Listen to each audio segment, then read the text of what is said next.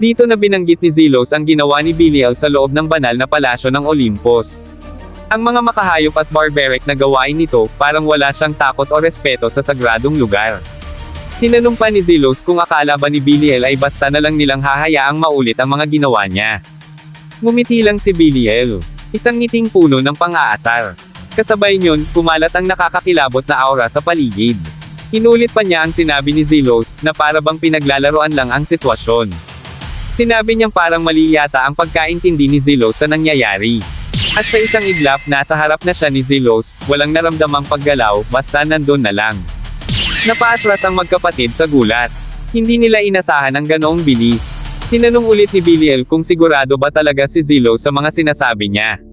Dito na napansin ni Zelos na alanganin ang posisyon niya. Nakaharang na ang hinliliit ni Belial sa kanyang espada. Hindi niya magawang igalaw ito. Hindi niya maitaas. Sunod na tanong ni Belial, kung sa tingin ba niya ay kaya siyang kontrolin ng kahit sino.